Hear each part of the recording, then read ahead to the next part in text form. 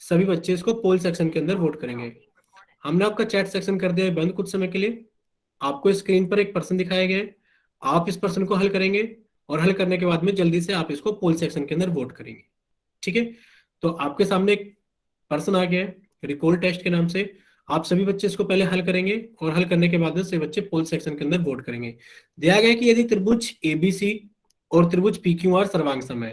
दो त्रिभुज हमें दिखाई दे रहे हैं कि जो त्रिभुज एबीसी है और जो त्रिभुज पीक्यूआर है, ये एक दूसरे के सर्वांग सम है।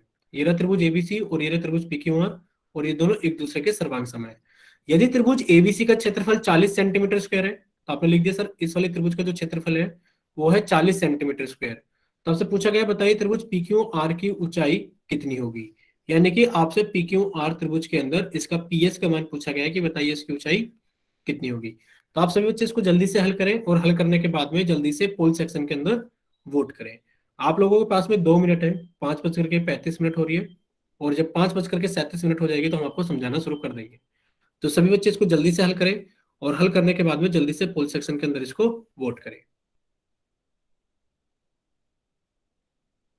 सभी बच्चे इसको जल्दी से हल कर देंगे, और हल करने के बाद में जल्दी से सभी बच्चे पोल सेक्शन के अंदर वोट करेंगे कि जो प्रश्न है आपके पास में रिकॉल टेस्ट, आप इसको जल्दी से हल करें, और हल करने के बाद में आप इसको जल्दी से पोल सेक्शन के अंदर वोट कर दें।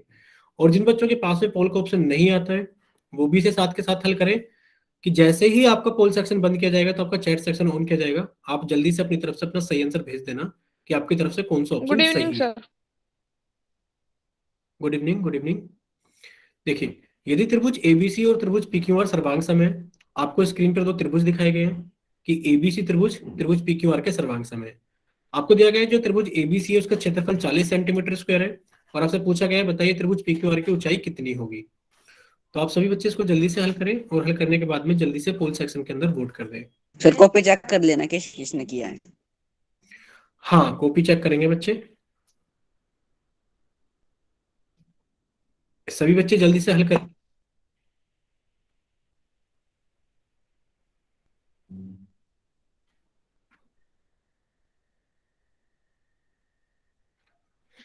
और जिन बच्चों ने अभी क्लास ज्वाइन किया है उनको स्क्रीन पर एक पर्सन दिखाई दे रहा होगा, तो आप जल्दी से इसका स्क्रीनशॉट ले लीजिए बच्चे, और हल करने की कोशिश करें। अब हम आपको समझाने वाले हैं सिर्फ, तो आप इसको समझने की कोशिश करना, और क्लास को टाइम से ज्वाइन करने की कोशिश करा करो, क्योंकि 5:31-32 पे आपकी क्लास स्टार्ट हो जाती है। सभी बच्चे अपना माइक बंद रखेंगे। सुमित रॉय के नाम से जिस बच्चे ने क्लास ज्वाइन की प्लीज अपना माइक बंद कीजिए।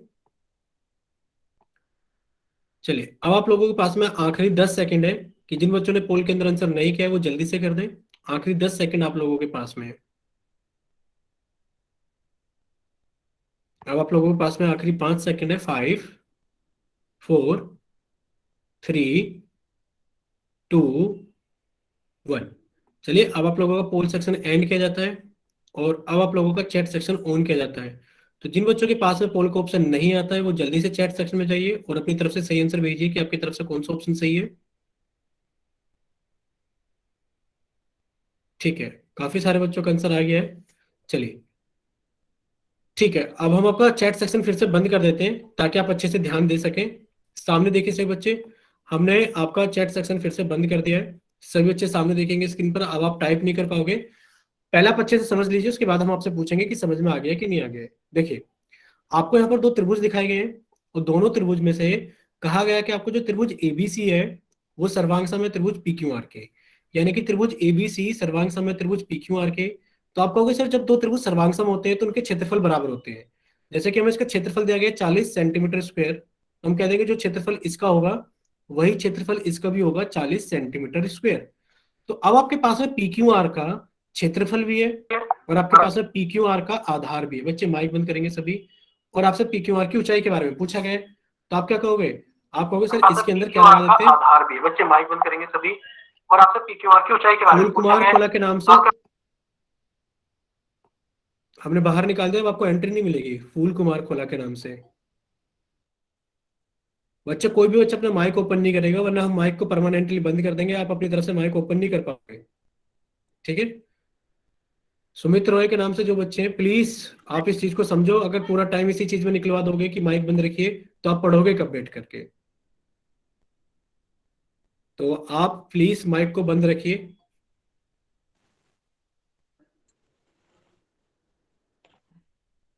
सभी बच्चे अपनी तरफ से माइक बंद रखेंगे।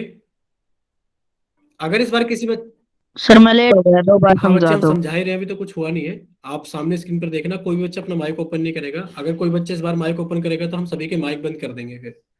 देखिए, आपको दिया गया है, आप जल्दी से एक बार सभी बच्चे प्रश्न देख लीजिए, क्या दिया गया है। आपको दिया गया है कि यदि त्रिभुज एबीसी, यदि त्रिभुज एबीसी और त्रिभुज पी क्यू आर सर्वांग सम है और त्रिभुज एबीसी का क्षेत्रफल 40 सेंटीमीटर स्क्वायर है, तो त्रिभुज पी क्यू आर की ऊंचाई ज्ञात कीजिए कि त्रिभुज पी क्यू आर की ऊंचाई कितनी होगी। तो आप जानते हो कि अगर दो त्रिभुज सर्वांग सम है तो उन दोनों के क्षेत्रफल बराबर होते हैं। अगर इसका क्षेत्रफल 40 सेंटीमीटर स्क्वायर है तो पी क्यू आर का भी क्षेत्रफल कितना हो जाएगा, 40 सेंटीमीटर स्क्वायर हो जाएगा। और आप जानते हो कि पी क्यू आर के अंदर हमारे पास में क्या क्या आ गया है, इसके क्षेत्रफल का मान आ गया है 40 सेंटीमीटर स्क्वायर, इसके आधार का मान आ गया है 10 सेंटीमीटर, और हमसे इसकी ऊंचाई पी एस के बारे में पूछा गया है। तो आप क्या करोगे, त्रिभुज पी क्यू आर के अंदर ही क्षेत्रफल का सूत्र लगा दोगे कि सर त्रिभुज पी क्यू आर का जो क्षेत्रफल होता है, आप लिखोगे सर त्रिभुज का जो क्षेत्रफल होता है वो हमें दिया गया है कितना, 40 सेंटीमीटर स्क्वायर। क्षेत्रफल का सर सूत्र होता है 1/2 गुणा आधार गुणा ऊंचाई। और जब आप सभी के मान भर दोगे, अब एक बार जरा विनय हमें एक बार आप टाइप करके बताना, हमने चैट सेक्शन ऑन कर दिया है, कि वो कौन सा बच्चा है जो बार बार अपना माइक ओपन कर रहा है। देखो, अगर आपको नहीं पढ़ना है तो आप जा सकते हो। अगर आपको बार बार, हिमांशु के नाम से है ना, ठीक है, पहले हम इनको क्लास से बाहर निकालते हैं, जैसे फूल कुमार को निकाल दिया है। अब वो बार बार एंट्री मांग रहे हैं, उनको मिल तो रही है। और हिमांशु सताना के नाम से भी जो बच्चा है उनको भी क्लास से बाहर निकाल दिया है, अब उनको एंट्री नहीं मिलेगी। चलिए, आपने कहा क्षेत्रफल का मान कितना दे रखा है, 40 सेंटीमीटर स्क्वायर हमने रख दिया है। अब इनके अंदर आधार का, अब इनके अंदर क्या कर देते हैं हम, आधार का और ऊंचाई का मान भर देते हैं। 1/2 तो 1/2 रहेगा, गुणा आधार कितना हो गया, 10 सेंटीमीटर में दिखाई दे रहा है, गुणा ऊंचाई हम लोगों को निकालनी है। ये सभी मान किसके बराबर है, 40 के बराबर। आपने कहा सर एच निकालना है, तो एच इधर ही रहेगा। आपने कहा एच इधर ही रहेगा, एच बराबर 40 गुणा, इधर हमारे पास में 10 है। अगर इधर हमारे पास में 10 है तो आप कहोगे सर 10 इधर आके कितना हो जाएगा, 1/10 गुणा, इधर 1/2 है तो इधर आके कितना हो जाएगा, वो 2/1। जब आप इसको हल करोगे, जब आप इसको हल करोगे तो 10 से 40 कट गया कितने बार में, 4 बार में, और 4 गुणा 2 कितना हो गया, 8। आप कहोगे सर ऊंचाई का मान आ गया है 8 सेंटीमीटर। कितना आ गया हमारे पास में ऊंचाई का मान, 8 सेंटीमीटर। यानी कि जो विकल्प ए है वो आपका सही आंसर है, 8 सेंटीमीटर। अगर आप लोगों को समझ में आ गया है तो आप सभी लोग वाई टाइप करना। अगर किसी बच्चे को नहीं समझ में आया तो वो एन टाइप करना जल्दी से। सभी को समझ में आ गया है? चलिए, वेरी गुड। इसी टाइप का आपको एक और क्वेश्चन होमवर्क में दिया गया था, इसी टाइप का आपको एक और क्वेश्चन होमवर्क में दिया गया था, वो भी लास्ट में डिस्कस किया जाएगा, ठीक है। अभी आप सभी लोग क्या करेंगे, कॉपी के अंदर जल्दी से हेडिंग डालेंगे।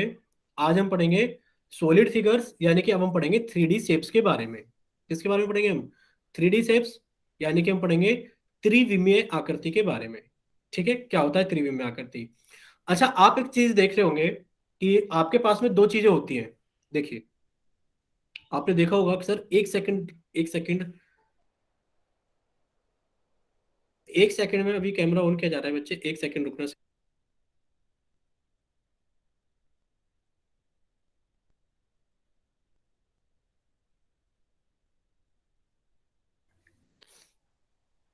हाँ, तो आप एक चीज जानते होंगे कि आपके पास में दो चीजें होती हैं, कि एक है हमारे पास में 2D फिगर और एक होती है 3D फिगर। अब 2D फिगर और 3D फिगर में अंतर क्या होता है, आपको सर 2D और 3D फिगर में ये अंतर होता है कि हमने अभी तक जितनी भी आकृतियां पढ़ी थी वो 2D आकृति थी, यानी कि द्विविमीय आकृति थी, उनके पास में ऊंचाई, यानी कि उनके पास में वो वाली ऊंचाई नहीं होगा। जैसे आपने त्रिभुज के बारे में पढ़ा, तो त्रिभुज की आपने कहा सर लंबाई होती है, आपने कहा ये कैसी होती है, देखो ये सब की सब कैसी भुजाएं थी उसकी, जो आप एक पेपर के ऊपर बना पा रहे थे, इसके अंदर कोई ऊंचाई नहीं थी, यानी कि इसका कोई आयतन निकालने वाली ऊंचाई नहीं थी। तो 2D और 3D फिगर में यही अंतर होता है कि आप 3D फिगर्स का आयतन निकाल सकते हो। क्या निकाल सकते हो, आयतन। आयतन का मतलब क्या है कि आप उसके अंदर कितना सामान भर सकते हो। अब देखो, थोड़ा थोड़ा हमें क्लियर होगा चीजें जब हम आगे चलेंगे। देखिए, जो 3D फिगर्स होती हैं, ये क्या होती हैं कि वह सभी आकृतियां जिनमें तीन विमाएं होती हैं, जिनमें तीन विमाएं होती है, लंबाई, चौड़ाई और ऊंचाई होती है, त्रिविमीय आकृति कहलाती है। क्या कहलाती है, हाँ, पहले बताई थी त्रिविमीय आकृतियों के बारे में कि वो जिनके अंदर 3 विमाएं होती है, लंबाई, चौड़ाई और ऊंचाई, वो हमारी क्या कहलाती है? वो हमारी 3D फिगर्स यानी कि त्रिविमीय आकृति कहलाती है। ठीक है। जैसे कि अगर आप यहाँ देखो तो आप कहोगे सर इस बॉक्स की, यानी कि जो बक्सा हमें दिख रहा है, ये जो बक्सा हमें दिख रहा है इसके अंदर क्या क्या है? आप कहोगे सर इसकी कुछ लंबाई है, ये रही बक्से की कुछ लंबाई, इसकी कुछ चौड़ाई भी है और इसकी कुछ ऊंचाई भी है। जैसे कि आप सभी के घर में माचिस होती है, आप देखते हो जो माचिस होती है, उस माचिस के अंदर अगर आप देखोगे तो आपको कैसी चीज दिखती है माचिस के अंदर? जब आप माचिस को देखते हो तो आपने कहा कुछ माचिस की लंबाई होती है, कुछ चौड़ाई होती है, लेकिन पर आप कहोगे सर माचिस की कुछ ऊंचाई भी होती है, जब भी तो तिल्लियां उसके अंदर भरी जाती है, जब भी तो तिल्लियां उसके अंदर भरी जाती है। यानी कि उसके पास में क्या होता है? लंबाई होती है, चौड़ाई होती है, ऊंचाई होती है। और सबसे अच्छा एग्जाम्पल एक और है, आप जिस कमरे में बैठे हो, अगर वो कमरा बंद है तो आप देखोगे उस कमरे की कुछ लंबाई है, उस कमरे की कुछ चौड़ाई है और उस कमरे की कुछ ऊंचाई भी है, तभी तो आप उस कमरे के अंदर बैठे हो। यानी कि जिस कमरे के अंदर आप बैठे हो उसके अंदर कुछ लंबाई है, कुछ चौड़ाई है और उस कमरे की कुछ क्या है? ऊंचाई है। तो आप ऐसी आकृतियों को कहोगे त्रिविमीय आकृति, जिनके पास में लंबाई, चौड़ाई और ऊंचाई होती है। ठीक है। जैसे कि आप यहां देख पा रहे हो कुछ हमारे पास में कुछ महत्वपूर्ण त्रिविमीय आकृतियां हैं। जैसे कि आप पहली वाले को देख पा रहे हो, आप इसको जानते हो घनाभ, क्या कहलाते हैं? घनाभ कहलाता है। घनाभ का मतलब क्या होता है? क्यूबॉइड। यानी कि इसके अंदर कुछ लेंथ है, इसकी कुछ ब्रेथ है, इसकी कुछ ब्रेथ है और इसकी कुछ हाइट भी है, ऊंचाई भी है। यानी कि इसकी लेंथ अलग होगी, इसकी ब्रेथ अलग होगी, इसकी हाइट अलग होगी। जैसे कि आपका कमरा, फूल कुमार के नाम से बच्चे को हमने अभी तो एंट्री दे दी है, अगर आपका माइक एक और बार खुला तो हम आपको कभी एंट्री नहीं देंगे। ठीक है। जैसे कि आपका कमरा, आपकी माचिस, ये सब किस चीज का एग्जाम्पल है? वो क्यूबॉइड घनाभ के एग्जाम्पल है। अगर हम बात करें क्यूब की, अगर हम बात करें किसकी? क्यूब की। देखो क्यूब की कुछ लंबाई है, क्यूब की कुछ चौड़ाई है और क्यूब की कुछ ऊंचाई भी है। तो इसकी लंबाई भी है, इसकी चौड़ाई भी है और इसकी ऊंचाई भी है। तो इसके अंदर भी 3 विमाएं हैं। आप कह दोगे भी 3D शेप है, लेकिन पर घन में और घनाभ में फिर अंतर क्या हुआ? घन में और घनाभ में क्या अंतर हुआ? तो घन में यह होता है कि जो इसकी लंबाई होती है, जो इसकी चौड़ाई होती है और जो इसकी ऊंचाई होती है, तीनों ही समान होती है। जैसे कि आपका लूडो खेलने वाली जो पासा होता है, जिसके ऊपर नंबर लिखे होते हैं 1 2 3 4 5 6, तो वो जो पासा होता है वो कैसा होता है? वो घन के जैसा होता है। कैसा होता है? घन के जैसा, कि उसकी लंबाई, चौड़ाई और ऊंचाई बराबर होती है। इस वाली आकृति को आप देखोगे, आप कहोगे सर ये वाली आकृति क्या है? जैसे कि आपके घर में जो गिलास होता है, कप होता है, अगर वो ऊपर से लेके नीचे तक समान साइज का है, एक बराबर साइज का है, तो आप कहोगे इसको हम बोलेंगे बेलन। क्या बोलेंगे इसको हम? बेलन बोलेंगे, सिलेंडर। ठीक है। यानी कि इसके पास में क्या है? ये भी एक 3D शेप है। 3D शेप क्यों है? क्योंकि देखो 3D शेप का हमने बताया था, अगर आपको लंबाई, चौड़ाई, ऊंचाई दिख जाए तो बहुत अच्छी बात है, वरना तो आप ये भी देख सकते हो कि उनका कुछ आयतन होता है, यानी कि उनके अंदर कुछ चीजें भरी जा सकती है। जैसे कि आप इसके अंदर अपनी चाय भर लेते हो, दूध भर लेते हो, पानी भर लेते हो, यानी कि इसका कुछ ना कुछ आयतन है। जब इसका कुछ ना कुछ आयतन है तो आप कह दो ये भी क्या है? 3D फिगर है, क्योंकि इसके अंदर भी कुछ भरने का स्पेस होता है। ठीक है, संजय, आप समझने की कोशिश करना बच्चे। और एक शंकु, शंकु आप जानते हो जो आपकी बर्थडे कैप होती है, जो आप बर्थडे वाले दिन लगाते हो, वो कुछ इसी तरीके की कैप होती है। यानी कि इसके अंदर भी आप इधर से कुछ चीजें भर सकते हो। तो इसके पास में भी क्या होता है? आयतन होता है। तो आप कह दोगे कि ये भी हमारे पास में क्या होती है? 3D शेप होती है। क्या होती है? 3D, यानी कि एक त्रिविमीय आकृति होती है। यानी कि त्रिविमीय आकृति वो होती है जिनके अंदर 3 विमाएं होती हैं, या तो लंबाई, चौड़ाई और ऊंचाई। अगर लंबाई, चौड़ाई, ऊंचाई देख पा रहे हैं तो अच्छी बात है, लेकिन पर अगर लंबाई, चौड़ाई, ऊंचाई नहीं देख पा रहे हैं तो हम ये देख सकते हैं कि उस आकृति का कुछ आयतन है कि नहीं है। अगर उसका कुछ आयतन है, यानी कि उसके अंदर कुछ चीजें भरी जा सकती हैं, वो कुछ स्थान घेर सकती हैं, तो हम कह देंगे कि वो क्या कहलाएंगे हमारे पास में? वो त्रिविमीय आकृति कहलाएंगी। जैसे कि एक अच्छा सा एग्जांपल और आपको बता देते हैं हम। आप हमें बताइए कि इस वाली फुटबॉल में और जो आप हाथ में कड़ा पहनते हो, इसमें क्या अंतर है? आप कहोगे कि सर जो हमारे हाथ में जो कड़ा पहना जाता है वो 2D शेप होती है, क्योंकि उसके अंदर ना तो आप हवा भर सकते हो, ना ही आप उसके अंदर पानी भर सकते हो। लेकिन पर ये जो फुटबॉल है, इसके अंदर आप हवा भी भर सकते हो, आप इसके अंदर पानी भी भर सकते हो। यानी कि ये आपकी 3D शेप है। दोनों में पता लगा, दोनों गोल है, लेकिन पर, हाँ दोनों गोल है, लेकिन पर इसका आयतन है, इसलिए ये 3D है, क्योंकि इसके अंदर आप कुछ भर सकते हो, इसका आयतन है। लेकिन पर इसके अंदर आप कुछ भर नहीं सकते, इसका आयतन नहीं होता, इसलिए क्या कहलाती है, 2D कहलाती है। इसी तरीके से जो आपकी बुक है ये भी एक 3D फिगर है। इसी तरीके से जो आपका पासा होता है, ये पासे के जैसे खेलने वाला गेम आता है जिसे आप क्यूब भी बोलते हो। और ये आपकी बकेट है, बाल्टी, यानी कि इन सभी चीज के अंदर, बाल्टी के अंदर आप कुछ भर सकते हो। ठीक है, आपके पास में एक 3D फिगर है। ठीक है, अगर आपको इतना, हाँ ठीक है, बोतल, बोतल के अंदर भी आप कुछ भर सकते हो, तो बोतल भी क्या होगी आपके पास में, 3D फिगर ही कहलाएगी। जिनके अंदर भी आप कुछ भर सकते हो सामान, वो सभी किस में आ जाती है, आपकी 3D फिगर में आ जाती है, क्योंकि उनका कुछ आयतन होता है। ठीक है, अगर आप इतना समझ गए हो तो जल्दी से एक बार वाई टाइप करो कि हाँ सर हम आकृतियां पहचान लेंगे कि कौन सी दूर में आकृति है, यानी कि 2D शेप है, और कौन सी 3D शेप है। अगर आप इतना लोग इतना सब कुछ, ठीक है, आप पहचान पा रहे हो। चलिए, तो आपके सामने एक पर्सन आ गया है, हम आपका चैट सेक्शन बंद कर देते हैं पहले ही, वरना तो आप चैट लिखते ही रहोगे। हमने आपका चैट सेक्शन कर दिया है बच्चे बंद। और अब आप देखिए कि आपकी स्क्रीन पर एक पर्सन आ गया है, पर्सन नंबर 30। तो सभी बच्चे इसको पहले देखें, पढ़े और हल करें, और हल करने के बाद में सभी बच्चे इसको करेंगे पोल सेक्शन के अंदर वोट।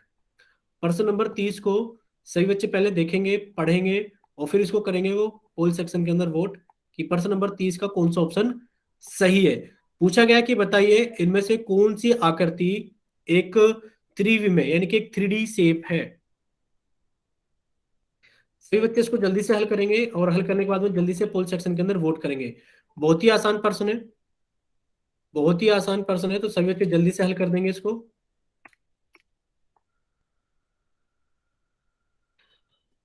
ठीक है, अब काफी सारे बच्चों ने पोल सेक्शन के अंदर वोट कर दिया है। अगर किसी और बच्चे के पास में पोल सेक्शन आता है तो वो जल्दी से वोट करे, वरना तो 5 सेकंड के अंदर आपका पोल सेक्शन बंद किया जा रहा है बच्चे।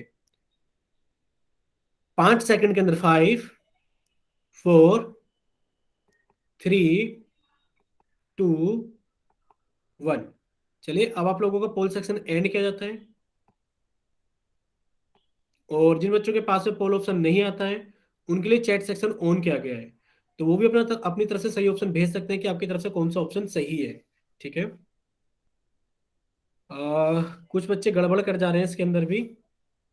चलिए, हमने आपका चैट सेक्शन कर दिया है बंद। हम समझ गए कि कुछ बच्चे क्या क्या भेज रहे हैं। आप सभी बच्चे सामने देखेंगे स्क्रीन पर, सभी बच्चे सामने देखेंगे स्क्रीन पर। देखिए, पूछा गया है कि बताइए निम्न में से कौन सी एक त्रिविमीय आकृति है, यानी कि पूछा गया है कि आपसे बताओ 3D शेप कौन सी है। 3D शेप पूछा गया है जिसमें 3 विमाएं हो, लंबाई भी हो, चौड़ाई भी हो, ऊंचाई भी हो। अगर हम लंबाई, चौड़ाई, ऊंचाई नहीं देख पा रहे हैं तो हम ये देख पाए कि किसके अंदर हम कुछ चीजें भर सकते हैं, जैसे कि पानी वगैरह जिसका कुछ आयतन हो। अगर आप यहाँ देख पा रहे हो तो आप इस फिगर को तो अच्छे से जानते हो कि ये आयत की जैसी दिख रही है। ये तो एक चतुर्भुज है, ये तो एक चतुर्भुज है, और चतुर्भुज भी हमें आयत के जैसा दिख रहा है। क्या ये हमारे पास में एक 3D शेप होगी? आप कहोगे नहीं सर, ये 3D शेप नहीं है, क्योंकि इसके पास में लंबाई तो है, चौड़ाई तो है, लेकिन पर ऊंचाई नहीं है। ये 2D शेप है। अब आते हैं इसके आगे। आप अगर इसको देख पा रहे हो तो आप कहोगे सर इसके अंदर लंबाई है, चौड़ाई है, लेकिन पर ऊंचाई तो इसके अंदर भी नहीं है, ऊंचाई तो इसके अंदर भी नहीं है। और आप कह दोगे विकल्प डी भी क्या हो गया, बी भी क्या हो गया, गलत हो गया है, कि इसके अंदर लंबाई और चौड़ाई है और ऊंचाई नहीं है, तो ये भी 2D हो गया। अब आप जानते हो ये तो हमारे पास में त्रिभुज है, त्रिभुज का कुछ आधार है, कुछ ऊंचाई भी है, लेकिन पर इसके अंदर दूसरी विमा नहीं है, यानी कि 2 विमाएं हैं, तीसरी विमा इसके अंदर भी नहीं है, ये भी 2D है। और वैसे भी त्रिभुज के अंदर आप कुछ भर नहीं सकते। त्रिभुज के ऊपर सिर्फ आप एरिया निकाल सकते हो, क्षेत्रफल निकाल सकते हो कि इसके ऊपर आप घास लगा सकते हो। तो ये भी क्या हो गया, हमारे पास में 2D हो गया। अब आप देखो जो यहाँ पर आपको बक्सा दिखाई दे रहा है, इसके अंदर कुछ लंबाई है। आप कहोगे हाँ सर लंबाई दिख रही है, ये रही लाल रंग से लंबाई दिख रही है। इसकी कुछ चौड़ाई है, आप कहोगे हाँ सर हरे रंग से चौड़ाई दिख रही है।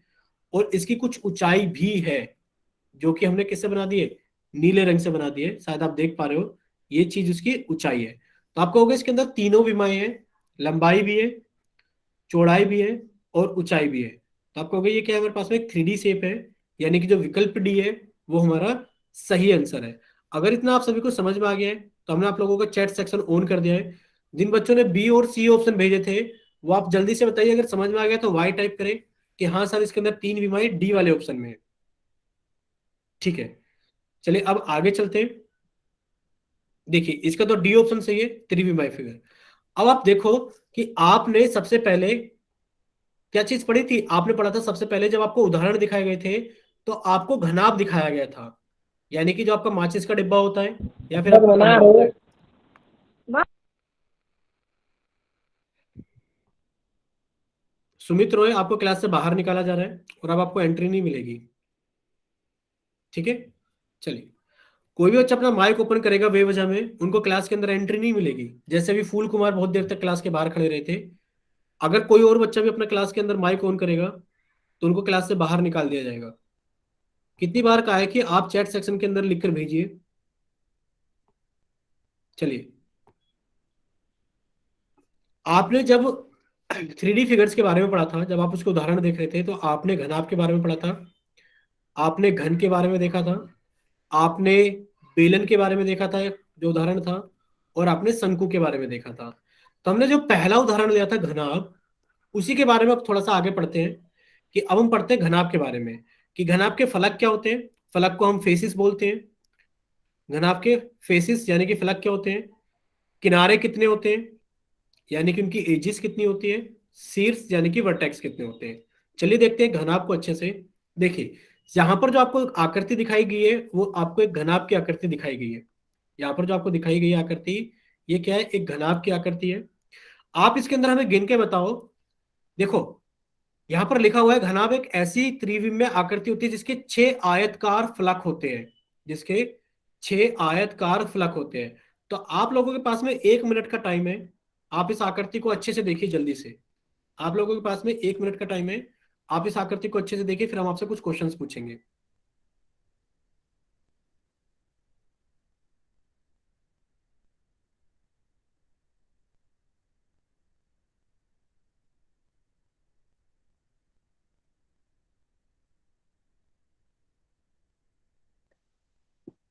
एक मिनट बच्चे, 1 मिनट, हम आपके कमेंट पढ़ रहे हैं। एक बच्चा पूछ रहा है कि ये फलक क्या होता है। ठीक है, कुछ बच्चे 24 लिखकर भेज रहे हैं, कुछ बच्चे कुछ लिखकर भेज रहे हैं। ठीक है, अभी तो हमने कुछ पूछा ही नहीं, हमने कहा था आप 1 मिनट इस आकृति को ध्यान से देखिए। अभी तो हमने कुछ पूछा ही नहीं बच्चे आपसे। देखिए, अगर आपने इस आकृति को ध्यान से देखा है तो आप देखिए इसके अंदर क्या क्या चीजें हैं। हम आपको थोड़ा सा बता देते हैं। देखिए, हम कुछ चीजों को लाल कर रहे हैं, जैसे कि हमने एक इसको लाल किया, ये इसका किनारा कहलाता है, एज कहलाता है। फिर हमने दूसरा किनारा किया लाल, फिर हमने तीसरा किया, और फिर हमने चौथा किया। इस तरीके के गिन के बताओ कितने किनारे इसके अंदर होंगे। बताइए, जो हमने लाल किए इस तरीके से हमने कितने किनारे लाल कर सकते हैं। 4 तो आपके सामने हो गए हैं, फिर ये रहा 5वां, फिर ये रहा 6ठा, फिर ये रहा 7वां, और फिर ये रहा 8वां। उसके बाद आप कहोगे सर ये रहा 9वां, ये रहा 10वां, ये रहा 11वां, और ये रहा 12वां। यानी कि आपको इसके अंदर कुछ किनारे दिखाई दे रहे होंगे, यानी कि कुछ स्ट्रेट लाइन दिखाई दे रही है। देखिए, सबसे पहले तो हम आपको क्या कर रहे थे, एक, अब हम आपका पहले चैट सेक्शन ही बंद करते हैं बच्चे, उसके बाद ही सारी चीजें देखेंगे, क्योंकि हमें ये चीज आपको थोड़ा सा समझाना है कैसे बनता है। देखो, कुछ बच्चे तो अच्छे से जानते होंगे कि एक घनाभ बनता कैसे है, कुछ बच्चे तो अच्छे से जानते होंगे कि एक घनाभ बनता कैसे है, लेकिन पर कुछ बच्चे ऐसे होंगे जो जरा घनाभ नहीं जानते होंगे कैसे बनता है। देखो, घनाभ बनाने के लिए सबसे पहले आपने एक आयत बनाया। क्या बनाया आपने, सबसे पहले एक आयत बनाया। जब आपने घनाभ बनाने के लिए एक आयत बना लिया, तो फिर आपने एक दूसरा आयत भी बनाया, लेकिन पर दूसरा आयत कुछ इस तरीके से बनाया, थोड़ा सा हट करके। ठीक है, आपने दूसरा आयत बनाया थोड़ा सा हट करके। चलिए, और फिर क्या करना है आपको, जब ये आपके 2 आयत बन गए हैं, तो फिर आपको ये कॉर्नर यानी कि जो शीर्ष है ये इस तरीके से मिला देने हैं, ये आपने इस तरीके से मिला देने हैं। अब आप हमें बताइए कि जब हमने बनाया इसको, जब हमने इसको बनाया तो 4 तो लाल रंग की भुजाएं बनाई, 4 भुजाएं तो लाल रंग से बनाई, हमने लिख दिया। 4 तो लाल से बनाई, 4 ही हमने नीले से बनाई, और 4 ही भुजाएं हमने हरे रंग से बनाई। तो टोटल कितनी भुजाएं बनाई, 12 भुजाएं। इन्हीं को हम किनारे कहते हैं, इन्हीं को क्या बोलते हैं हम, किनारे। यानी कि एक घनाभ के अंदर 12 किनारे होते हैं। कोई भी बच्चा अपना माइक ओपन नहीं करेगा प्लीज, हम अभी चैट सेक्शन ऑन करेंगे जब आपसे पूछेंगे। ठीक है, तो आप कहोगे एक घनाभ के अंदर कितने किनारे होते हैं, आप कहोगे सर 12 किनारे होते हैं। तो जिस कमरे में आप बैठे हो, अगर कोई बच्चा कमरे में नहीं बैठा है, बाहर बैठा है, तो प्लीज उठ के जाइए कमरे के अंदर, और आप कमरे के अंदर देखना शुरू करो। जब आप कमरे को देखोगे तो एक कमरे का फर्श होता है, एक कमरे का क्या होता है, फर्श। हम पहले फर्श ही बना देते हैं, कमरे का फर्श है। जब आप इस फर्श को देखोगे तो आप कहोगे सर 4 किनारे तो हमें फर्श पे दिख रहे हैं।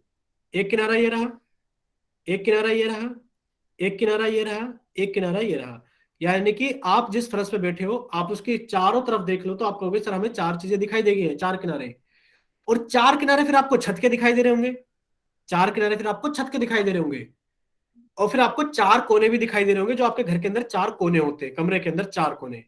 तो आपको पूरे के पूरे 12 किनारे कुछ इस तरीके से दिख जाएंगे कि सबसे पहले आप कमरे के फर्श को देखो तो आपको कहोगे सर कमरे के अंदर दो लंबाई दो चौड़ाई हमें दिख रही है। फिर आप छत को देखो तो आप कहोगे सर कमरे के ऊपर जो छत है हमें दिख रही है दो लंबाई दो चौड़ाई। और फिर आप कोने देख लो कि आपके जो कोने होते हैं वो चार कोने आपको बने हुए दिखाई देंगे, यानी कि 12 किनारे आपको दिख जाएंगे कमरे के अंदर। अगर इतना आप सभी को समझ में आ गया है तो जल्दी से जाइए कमेंट सेक्शन में और वाई टाइप कीजिए कि हाँ सर हमें समझ में आ गया किनारे क्या चीज होती है। ठीक है, अगर आपको समझ में आ गया तो वाई टाइप करें से बच्चे कि किनारे क्या चीज होती है। ठीक है, चलिए अब चलते हैं थोड़ा सा आगे, अब चलते हैं थोड़ा सा आगे। देखिए बच्चे हम आपका चैट सेक्शन बंद कर देंगे तभी पढ़ा पाएंगे आपको, वरना तो आप लोग लिखते रहोगे फिर आपको समझ में नहीं आएगा। ठीक है, देखिए आपने कहा सर हमें 12 किनारे तो समझ में आ गए, जो एजिस होती है, यानी कि सबसे पहले हमने एजिस बता दिया आपको कितनी होती है, एजिस 12 होती है, यानी कि 12 किनारे होते हैं। ठीक है, अब हम बात कर लेते हैं किसकी, फेस के बारे में। अब ये फेस क्या चीज होती है जिसे हम फलक बोलते हैं। एक बच्चे का यही डाउट था कि सर फलक किसको बोलते हैं।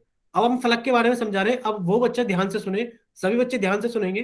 देखिए एक घनाभ क्या होता है, एक बहुभुजीय क्षेत्रों पृष्ठों से मिलकर बना होता है, जो उसके फलक फेसिस कहलाते हैं। अब देखो परिभाषा से तो समझ में नहीं आया होगा, लेकिन पर जिस कमरे में आप बैठे हो, मान लो जिस कमरे में आप बैठे हो उसके बीचों बीच बैठ जाओ, जो कमरा आप जिस कमरे में बैठे हो आप उसके बीचों बीच बैठ जाओ, तो आप देखोगे कि एक दीवार, मान लो ये आप ही बैठे हुए हो, एक दीवार आपके सामने है, यानी कि पूरी की पूरी दीवार जो है जिसके ऊपर पुताई हो रखी है वो उसका एक फेस है, वो उसका एक फलक है। एक आपकी कमर के पीछे है, एक दीवार आपकी कमर के पीछे है जिसके ऊपर फिर से पुताई हो रखी है, यानी कि आप कहोगे हाँ सर हमें दो फलक दो फेस दिखाई दे गए कि अगर एक कमरे के बीचों बीच बैठ जाए तो एक दीवार हमारे बिल्कुल सामने है जिस पर पुताई हो रखी है, एक हमारी कमर के पीछे जिस पर पुताई हो रखी है। सर एक दीवार हमारे उल्टे हाथ की तरफ है जिस पर पुताई हो रखी है, और सर एक दीवार हमारे सीधे हाथ की तरफ है जिस पर पुताई हो रखी है। तो आप कहोगे हाँ सर हमें चार दीवारें तो दिखाई दे रही है कमरे के बीचों बीच बैठ करके, कि एक दीवार हमारे बिल्कुल आगे जिसमें पुताई हो रही है, एक बिल्कुल हमारी कमर के पीछे जिसमें पुताई हो रही है, दो दीवारें हो गई। तीसरी दीवार हमारी उल्टे हाथ की तरफ है जिसमें पुताई हो रही है, चौथी दीवार हमारे सीधे हाथ की तरफ है जिसमें पुताई हो रही है। चार दीवार हो गई, यानी कि चार फेस तो आपने जान लिए, चार फलक तो आपने जान लिए, चार फेस तो आपने जान लिए।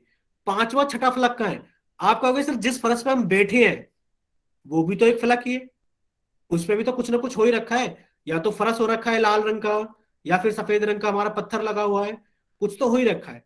यानी कि हमारी एक तो क्या हो गई, फर्श हो गई, और छठी हमारी छत हो गई जहां पर पंखा लगा हुआ है।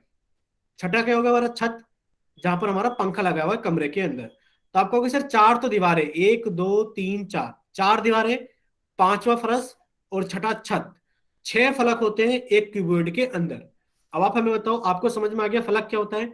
यानी कि फलक होते हैं फेसिस, जिनके अंदर क्या होते हैं, यानी कि अगर आप एक कमरे के अंदर बैठ जाओ तो सभी बच्चे कमेंट सेक्शन में जाकर टाइप करें भाई अगर सभी को समझ में आ गया है कि आप एक कमरे में बैठे हो तो एक दीवार आपके सामने, एक आपके पीछे, एक उल्टे हाथ की तरफ, एक सीधे हाथ की तरफ, एक आपका फर्श और एक आपकी छत, यानी कि छह होते हैं इसके अंदर फलक। ठीक है, चलिए सभी को समझ में आ गया फलक।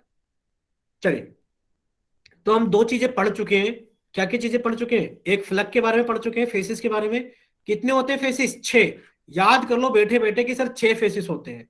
ठीक है, दो फलक आपस में एक रेखाखंड पर मिलते हैं जिसे हम किनारा कहते हैं। अब आप देखो, अगर आप देखोगे तो जो आपकी फरस है वो आपकी एक दीवार के साथ मिल रहा होगा, तो जहां फरस और दीवार एक साथ मिल रहे हैं वो आपका एक किनारा एज बन जाता है। और आपके पास में ऐसे कितने किनारे होते हैं, आप कहोगे सर ऐसे हमारे पास में 12 किनारे होते हैं, 12 एजिस होते हैं। अब आप देखो तीसरा पॉइंट क्या लिखा हुआ है इसके अंदर, लिखा हुआ है तीन किनारे एक बिंदु पर मिलते हैं जो शीर्ष वर्टेक्स कहलाता है। अब आप एक चीज और देखिए, वर्टेक्स शीर्ष किसको बोलते हैं। अगर आप कमरे में बैठे हो तो आप कमरे के अंदर देखो, आपकी छत के ऊपर चार कोने दिखाई दे रहे होंगे, आपकी छत के ऊपर चार कोने दिखाई दे रहे होंगे जहां पर आपकी मकड़ी के जाले भी लग जाते हैं, आप हटाते हो। और इसी तरीके से चार कोने आपको फर्श पे दिखाई दे रहे होंगे, वही क्या कहलाते हैं आपके कोने, वही कोने आपके शीर्ष कहलाते हैं। ये सर चार कोने तो हमें छत के ऊपर दिखाई दे रहे हैं जहां मकड़ी के जाले लग जाते हैं चारों कोने में। तो 4 तो वो हो गए सर, और 4 हमें कोने दिखाई दे रहे हैं फर्श के ऊपर, जहां बच्चे लुपा छिपी खेलते हैं तो दुबकते हैं कोनों के अंदर। तो आप कहोगे सर 4 कोने ऊपर 4 कोने नीचे, कितने हो गए 8। यानी कि 8 सीड्स हमारे पास में होते हैं, 8 वर्टेक्स हमारे पास में होते हैं। अगर इतना आप सभी को समझ में आ गया कि सीड्स क्या होते हैं, 4 तो छत पर होते हैं और 4 हमारे फर्श पर होते हैं। यानी कि 4 सीड्स तो ऊपर होते हैं जहां मकड़ी के जाले लग जाते हैं, और 4 सीड्स नीचे होते हैं वर्टेक्स, जहां पर हम लुपा छिपी खेलते हैं तो दुबक जाते हैं, या फिर कोनों में कोई भी सामान उठाकर पटक देते हैं। ठीक है, 4 नहीं बच्चे 8, 4 ऊपर और 4 नीचे, टोटल कितने हो गए 8। देखो हमने लिखा है 8 होते हैं। ठीक है, अगर इतना आप सभी को समझ में आ गया है तो आप जल्दी से सभी बच्चे वाई टाइप कर दें कि हाँ आप सभी को समझ में आ गया है। ठीक है, चलिए एक बार हम रिवाइज करा देते हैं सभी को। सभी बच्चे सामने देखेंगे स्क्रीन पर, देखिए सभी बच्चे सामने देखेंगे स्क्रीन पर। फेसिस फलक कितने होते हैं, आपको को सर 6 फलक होते हैं, 4 दीवारें, एक छत, एक फरस। एजिस कितने होते हैं, आप कहोगे सर 12 एजिस, यानी कि 12 किनारे होते हैं। और अगर शीर्ष की बात करें वर्टेक्स की, तो कितने होते हैं 8, 4 ऊपर कोने और 4 नीचे कोने फरस पर। ठीक है, अब चलते हैं आगे। अगर आप लोगों को इतना समझ में आ गया है तो वेरी गुड, हमने कर दिया आप लोगों का चैट सेक्शन बंद। और अब आपके सामने आ गया एक पर्सन, आपसे पूछा गया है कि बताइए इस घनाभ के अंदर कितने शीर्ष होते हैं। प्रश्न नंबर 31। आप बच्चे जल्दी से इसको हल करें, और हल करने के बाद में सभी बच्चे इसको पोल सेक्शन के अंदर वोट करें। 1 सेकंड में भी पोल सेक्शन आने वाला है, तो प्रश्न नंबर 31 को जल्दी से हल करें, और हल करने के बाद में सभी बच्चे इसको पोल सेक्शन के अंदर वोट करें। प्रश्न नंबर 31, सभी बच्चे इसको हल करें, और हल करने के बाद में इसको पोल सेक्शन के अंदर जल्दी से वोट करें। बिल्कुल अभी अभी पढ़ा था हमने कि एक घनाभ के अंदर कितने किनारे होते हैं, यानी कि जिस कमरे में आप बैठे हो उस कमरे के अंदर कितने किनारे हैं, कितने एजिस है। तो सभी बच्चे इसको जल्दी से हल करें, और हल करने के बाद में जल्दी से पोल सेक्शन के अंदर आंसर करें। बहुत ही आसान है। तो कितने बच्चों ने कर दिया है, बाकी बच्चे भी जल्दी से करें इसके अंदर। सॉरी, वर्टेक्स के बारे में पूछा गया है, सॉरी हमने किनारे बोल दिया था, किनारे नहीं, आपसे वर्टेक्स के बारे में पूछा गया है, शीर्ष के बारे में। सुमित रॉय के नाम से जिस बच्चे ने क्लास ज्वाइन किया, हमने अभी तो एंट्री दे दी है। अगर आपकी तरफ से कुछ भी दिक्कत हुई तो हम आपको क्लास से बाहर निकाल देंगे। सुमित रॉय के नाम से जिस बच्चे को अभी हमने क्लास के अंदर एंट्री दी है।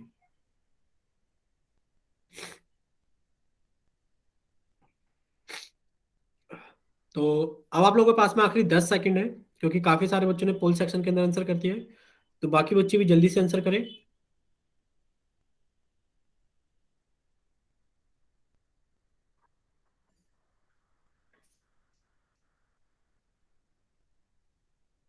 आप लोगों के पास में आखिरी 5 सेकंड है। 5, 4, 3, 2, 1। चलिए अब आप लोगों का पोल सेक्शन तो कर दिया गया है बंद, और आप लोगों का चैट सेक्शन कर दिया गया ऑन। तो सभी बच्चे जल्दी से जाइए और अपनी तरफ से सही ऑप्शन भेजिए जिनके पास में पोल ऑप्शन नहीं आता है।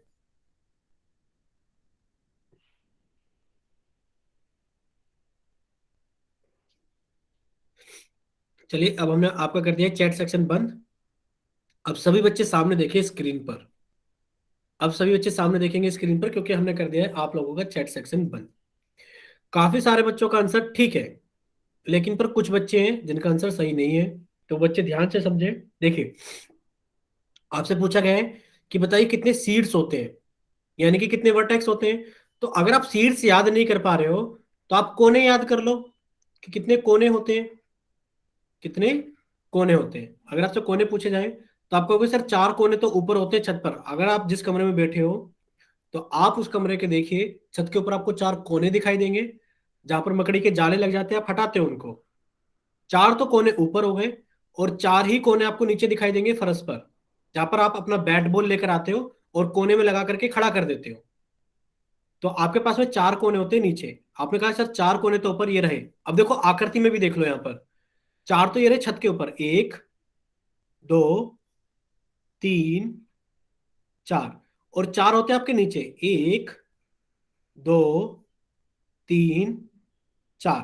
और आपने कहा सर 4 + 4 कितना हो गया हमारे पास में 8। कितने शीर्ष हो गए 8, यानी कि 8 वर्टेक्स हो गए जिनको हम कोने के नाम से भी जानते हैं। तो कितने हो गए हमारे पास में 8। ऑप्शन बी क्या है हमारा सही आंसर है। अब हमने आपका कर दिया चैट सेक्शन ऑन। तो जिन बच्चों ने ऑप्शन डी भेजा था 6 कोने होते हैं, वो जल्दी से बताइए आप लोगों को समझ में आ गया?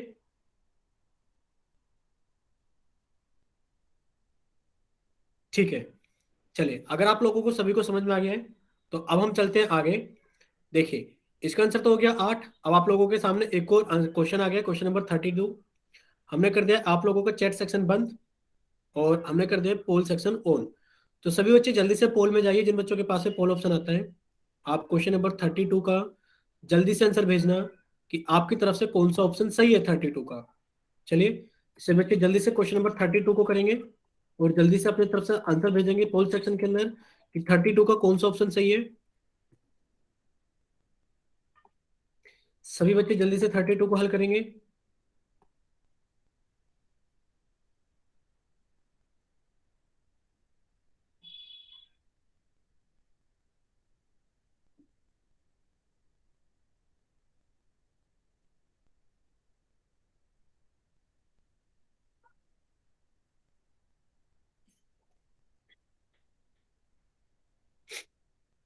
सभी बच्चे 32% को जल्दी से हल करेंगे और हल करने के बाद में जल्दी से करेंगे पोल सेक्शन के अंदर वोट।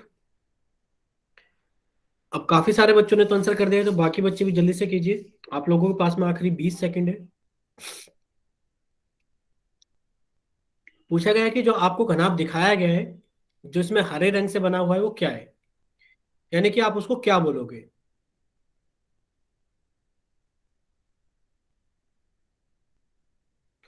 तो सभी बच्चे जल्दी से इसको हल करें, प्रश्न नंबर 32 को, और पोल सेक्शन के अंदर वोट करें। अब आप लोगों के पास में आखिरी 10 सेकंड है। अब आप लोगों के पास में आखिरी 10 सेकंड है कि आप इसको जल्दी से हल करें और पोल सेक्शन के अंदर वोट करें। आखिरी 5 सेकंड। 5, 4, 3, 2, 1। चलिए अब आपका पोल सेक्शन किया जाता है बंद और अब आप लोगों का चैट सेक्शन किया जाता है ऑन। तो जिन बच्चों के पास में पोल ऑप्शन नहीं आता है वो जल्दी से जाइए चैट सेक्शन के अंदर और अपनी तरफ से सही आंसर भेजिए। आपकी तरफ से सही ऑप्शन कौन सा होगा।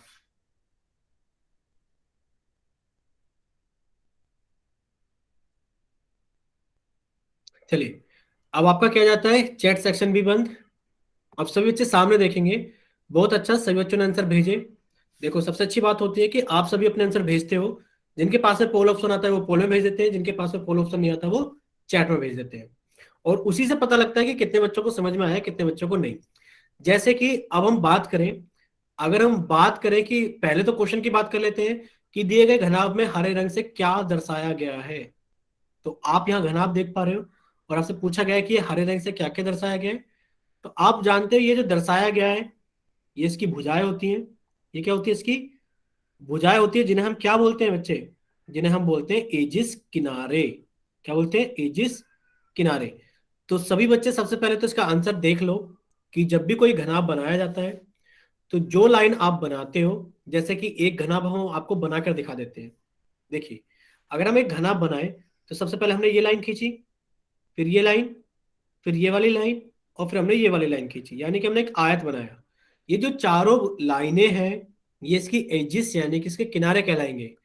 फिर हमने 4 लाइनें फिर से खींची, यानी कि हमने फिर से क्या खींचे, 4 किनारे खींचे। और हमने 4 लाइनें फिर से खींची काले रंग की, जो कि इनको जोड़ने का काम करती है। तब जाके एक घनाभ तैयार होता है। तो आपने कहा कितने किनारे खींचे आपने, 12। कितने खींचे आपने, 12। यानी कि जो आपको हरे रंग से दिखाया गया है वो आपके एजिस, किनारे हैं। चलिए इसका तो ऑप्शन बी सही हो गया। फिर हम बात करें शीर्ष। अभी तो आपसे पूछा था बताओ एक घनाभ के अंदर कितने शीर्ष होते हैं। शीर्ष कोने होते हैं, ये वाला पार्ट, सिर्फ ये वाला बिंदु, सिर्फ ये वाला बिंदु, सिर्फ ये वाला बिंदु, सिर्फ ये बिंदु जो है, कोने जो है, ये आपके शीर्ष कहलाते हैं। तो ये हरे वाले पार्ट तो शीर्ष नहीं कहलाएगा, यानी कि सिर्फ आपके ये बिंदु शीर्ष कहलाएंगे। क्या कहलाएंगे, बिंदु शीर्ष कहलाएंगे। जो हरे वाला पार्ट है वो क्या कहलाएगा, आपके एजिस, यानी कि वो आपके किनारे कहलाएंगे। और जो आपकी दीवारों के ऊपर पेंट होता है, जिस कमरे में आप बैठे हो, एक आपके सामने दीवार है, यानी कि इस दीवार पे कुछ ना कुछ पेंट हो रखा होगा। ये जो सामने वाली दीवार है, ये पूरी की पूरी दीवार आपकी क्या कहलाएगी, फलक कहलाएगी। ये आपकी पूरी की पूरी दीवार फेस कहलाएगी। एक दीवार आपके पीछे इसमें भी कुछ पेंट हो रखा होगा, तो ये क्या कहलाएगी आपकी, ये भी एक फलक कहलाएगी, ये आपका एक फेस कहलाएगा। फिर आपके एक उल्टे हाथ की तरफ एक दीवार है, एक सीधे हाथ की तरफ दीवार है, तो जो दीवारें हैं जिनके ऊपर पुताई हो रखी है वो आपके फलक कहलाएंगे। अगर इतना आप लोगों को समझ में आ गया है तो आप जल्दी से चैट सेक्शन के अंदर वाई टाइप करें कि हाँ सर हमें समझ में आ गया, शीर्ष क्या होता है, किनारे क्या होता है, और फलक क्या होता है। आपको याद भी कराया था, फलक कितने होते हैं, फलक 6 होते हैं, किनारे 12 होते हैं, शीर्ष 8 होते हैं। तो आप इनको याद भी कर लो, कहाँ कहाँ होते हैं, कैसे कैसे दिखते हैं, और कितने कितने होते हैं। ठीक है, फलक 6 होते हैं, किनारे 12 होते हैं, और शीर्ष 8 होते हैं। चलिए, अगर इतना समझ में आ गया है तो आपको इतना पता लग गया है कि इनको क्या कहते हैं, हम किनारे कहते हैं। चलिए, अब हम आपसे यहीं पर पूछ लेते हैं, आप हमें बताओ कि फेसेस यानी कि फलक कितने होते हैं, नंबर बताइए कितने होते हैं, जल्दी से चैट सेक्शन के अंदर फलक बताओ। एक घनाभ के अंदर कितने फलक होते हैं, 2, 3, 4 या 6? संजय, अभी तो आपको बताया बच्चे, फलक फलक फलक होती है दीवारें जिस कमरे में आप बैठे हो, एक दीवार आपके सामने जिसमें पुताई हो रखी है, एक फलक। एक दीवार आपके पीछे जिसमें पुताई हो रखी है, 2 फलक। एक आपके उल्टे हाथ की तरफ, एक आपके सीधे हाथ की तरफ, एक आपका फर्श, और एक आपकी छत। 6 फलक होते हैं पूरे। आप कहोगे सर फलक कितने होते हैं, 6। अब बताइए संजय, समझ में आ गया? एक संजय और एक अरुण के नाम से आप हमें बताइए कमेंट करके कि आपको समझ में आ गया कि नहीं आया। संजय और अरुण,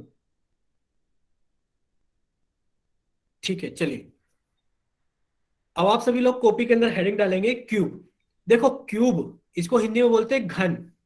अब घन में और घनाभ में, घन में और घनाभ में क्या अंतर होता है, घन में और घनाभ में क्या अंतर होता है। अब हम पढ़ेंगे घन में कितने फलक होते हैं, घन में कितने किनारे होते हैं, और घन में कितने शीर्ष होते हैं। घन में और घनाभ में कोई फर्क नहीं होता, सिर्फ फर्क होता है किसका, कि जो घनाभ होती है इसके अंदर लंबाई, चौड़ाई और ऊंचाई अलग अलग होती है, जैसे कि हमारा कमरा। लेकिन पर घन के अंदर लंबाई, चौड़ाई और ऊंचाई बराबर होती है, जैसे कि हमारा लूडो का पासा। ठीक है, बस इतना ही फर्क होता है। बाकी आप फिर से देखो, अगर वही पढ़ोगे कि घन एक ऐसी त्रिविमीय आकृति होती है जिसकी लंबाई, चौड़ाई एवं ऊंचाई बराबर होती है। तो यहाँ पर आपको एक घन दिखाया गया है कि इसकी कुछ लंबाई है वो भी ए है, इसकी कुछ चौड़ाई है वो भी ए है, और इसकी कुछ ऊंचाई है वो भी हमारे पास में ए है। तो घन एक घनाभ ही होता है, बट इसकी लंबाई, चौड़ाई और ऊंचाई क्या होती है, बराबर होती है।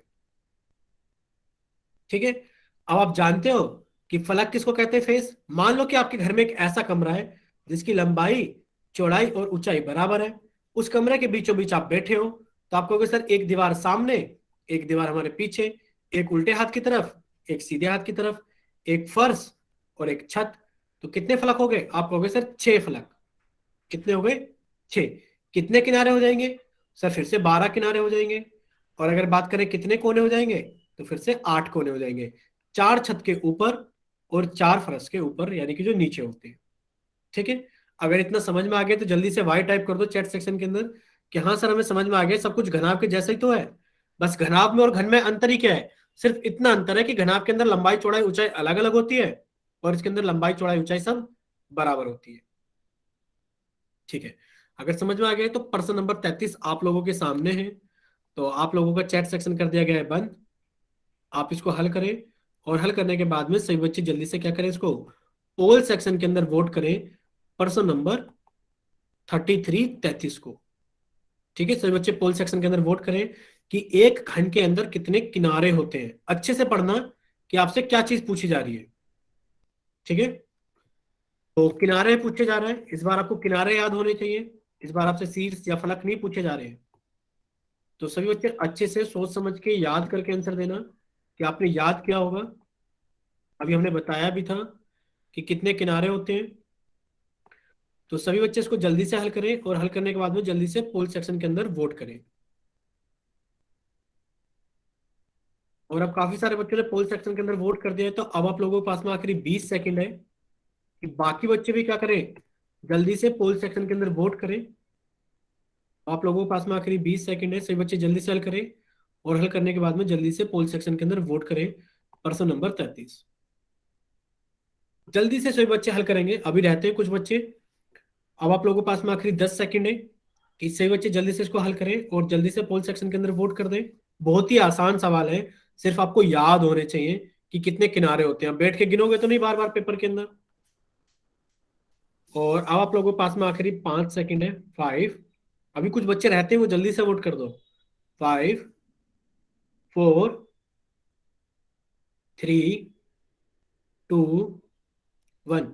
अरे अभी भी कुछ बच्चे रहते हैं उन्होंने वोट नहीं करा है, प्लीज वो जल्दी से वोट कर दो। गलत और सही मत सोचो, जब तक आप करोगे नहीं जब तक कैसे पता लगेगा। जल्दी से आखिरी 2 सेकंड आप लोगों के पास में है। जिन बच्चों ने वोट नहीं किया वो जल्दी से वोट कर दो। चलिए, अभी कुछ बच्चे रह गए उन्होंने वोट जानबूझ के नहीं किया है। अब आपका पोल सेक्शन एंड किया जाता है और अब आप लोगों का चैट सेक्शन ऑन किया जाता है।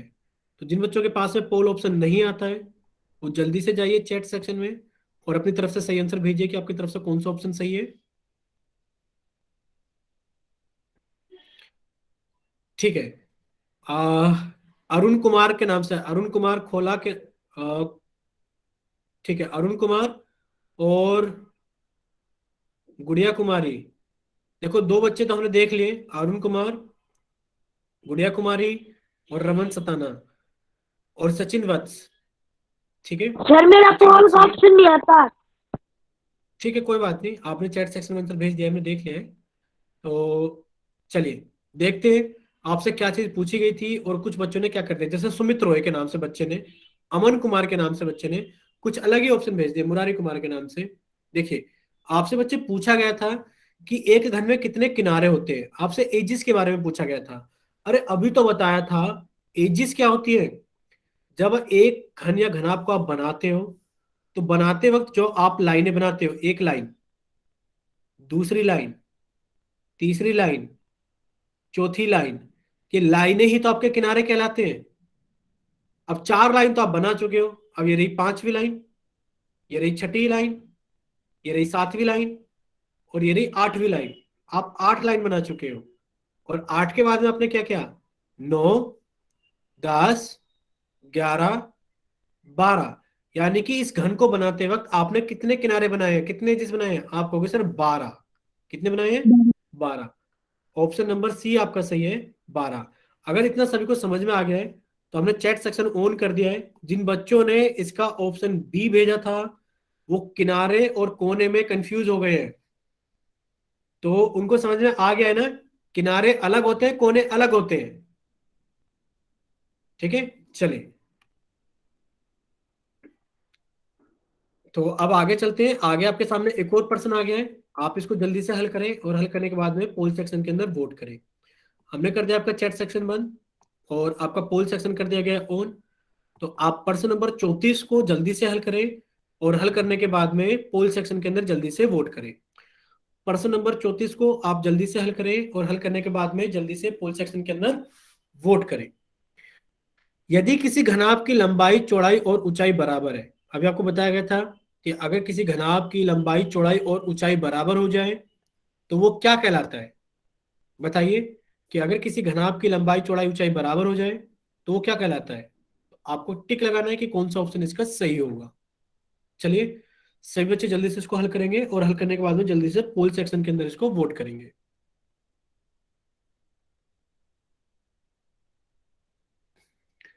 जिसमें आपको दिया गया है, मुरारी कुमार के नाम से बच्चे अपना कैमरा बंद करके बैठेंगे।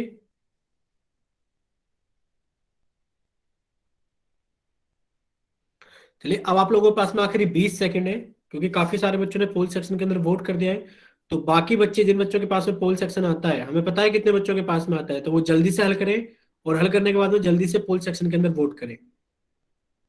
यदि किसी घनाभ की लंबाई, चौड़ाई और ऊंचाई बराबर है तो वह क्या कहलाता है। तो सभी बच्चे इसको जल्दी से हल करें और हल करने के बाद में जल्दी से इसको पोल सेक्शन के अंदर वोट करें।